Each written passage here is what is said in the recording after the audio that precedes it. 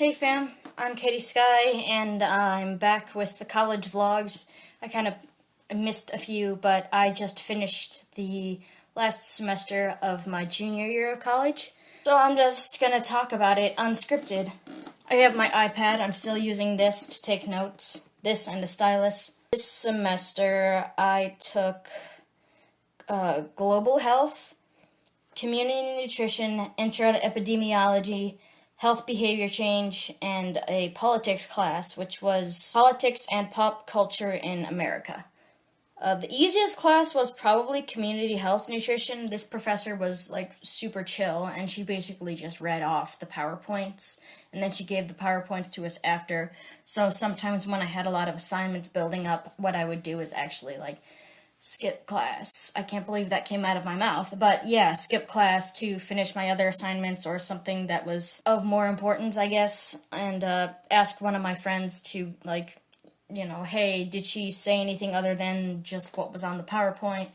And most of the time the answer was no, and then I just used the PowerPoint and the book, and then she even gave us outlines of the chapter, took our notes for us, so that was a super chill class. Another super chill class was the politics class, politics and pop culture in America. It was mostly discussion-based, we would watch a film or a movie or read a book or something like that, a piece of media, and then we'd talk about it, and he would ask questions.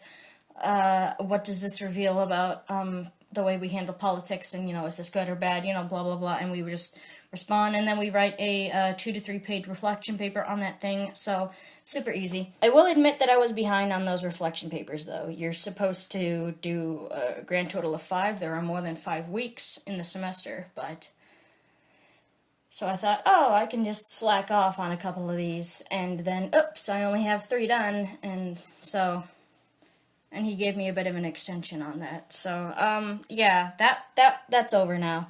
The hardest class was definitely Intro to Epidemiology. Definitely probably the most important class. The stakes were high. Very important class and very difficult class. Difficult class to understand. I had an academic coach this time, which is our word for a tutor, and that helped. I would say that helped a lot. Health behavior change was also easy because I had run into these behavior change theories before in most of my classes. Not a single one was unfamiliar to me. Theory of reasoned actions, health belief model, which is my favorite. What was really fun was my health behavior change class when we had students do their own presentation of the theory. So the professor did it first, and then the next class we would have students basically do a refresher PowerPoint, and there were games at the end, like Kahoot or Bingo or stuff like that, and sometimes there was candy involved if you won or got the right answer. So, I know it's health promotion, so kind of counterintuitive, but we also did a wellness coaching, which is a project where we have to pretend to be a wellness coach for someone, which is just what it sounds like, wellness coach, and just we learned all about this stuff. In fact, let me show you the book. This is our book for, I barely read it, but I will admit that this is a good book. I bought it, Wellness Coaching for Lasting Lifestyle Change, and maybe I will put more effort into actually reading this later. I have this thing that I like to call a mental to-do list, which is just, I should do that sometime, and I don't. Oh, thanks for giving me that book, I'll check it out, I'll definitely read it sometime. No, you won't. So I gotta actually commit to doing that. I was in therapy this semester with someone outside of school, and we learned CBT, cognitive behavioral therapy, which I'm no expert on, but I'm better at it now, and also bullet journaling, which is the main idea is to take big tasks like a project and just break them up into teeny tiny tasks per day. Write 1 page Monday, write your 2nd page Tuesday, or, stuff like that. Look it up. It's actually a very, very useful skill for students. And not students, even when you get out of school. What else to talk about? I don't know, what comes to mind is, the coffee shop. What did I get at the coffee shop? First of all, I brought my own mug pretty much every day, which I'm very proud of. I'm one of those. paper products, single use. Let's just cut out everything that's single use. I'm trying my best to do that. I got a lot of espresso, a triple shot of decaf espresso, and then just put cold water in it to cool it down and build up the volume a little more, and then put some cream in it, and that's my espresso drink. Lots of tea as well. A local tea shop or a local coffee shop in the summer, they built a new location that is closer to my college, so sometimes I would walk there, and they have excellent, excellent, excellent jasmine green tea. And the best thing is they give you it's a big tea bag, so you leave it in there for like 10 seconds, you take it out, put it on a plate, cool that down, drink it, and then you can just again and again and again, and it's awesome. I went on a service trip to Florida with the organization known as Crew, CRU. I got really involved with Crew this semester. I went to the Monday night meetings and Bible studies.